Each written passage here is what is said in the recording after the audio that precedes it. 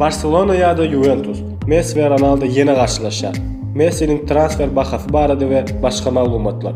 Assalamu alaikum futbol jankoyörleri. Az vaqtlyk ara kesmeden soň Offside kanaly täze sana başlady. Ýöne habarlara geçmedimizden öň kanalymyza agza bolup bu video like bassaňyz biz höwes bilen niksanymyzy taýýarlardyk. Onda näme? Gowja ýerleşip üni süreň biz başladyk. Offside.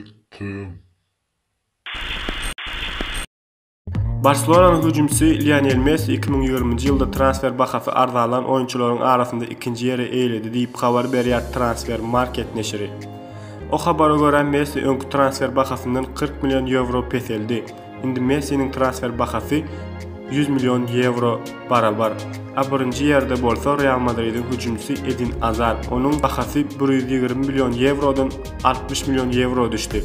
Üçüncü ýer bolsa ýene bir Barcelonalı hüjümçi Antoine Griezmann eýledi.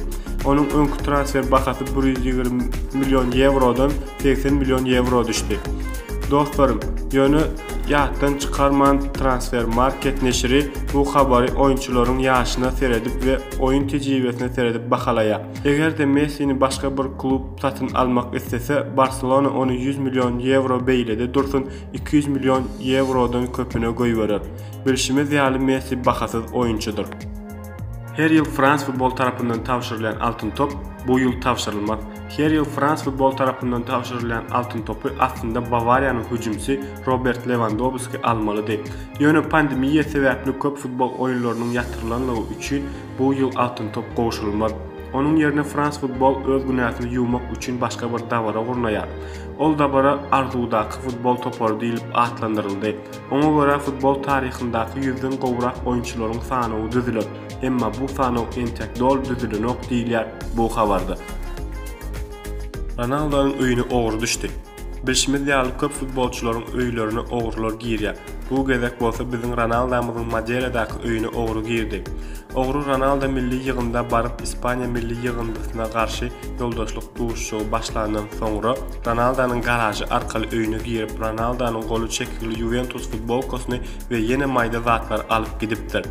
Häzirki wagtda ogrynyň şahsy anyklanyldy, ýöne tapylmady diýilýär bu habarda. Belläp geçdik Ronaldo bu Madeiradaky 7 ratdan ibarat bolan öýüni 2005-nji ýylda satyn alypdy. Barcelona ve Juventus bir toparçada. Bilşimiz ýaly 1-nji oktýabrda Çempionlar Ligasynyň 2020-nji we 2021-nji ýyl mövsümi üçin beýje atlyşyk dawarasy bolup geçdi. Oňa görä Barcelona ve Juventus bir toparçadan, ýagny G toparçadan ýer aldylar.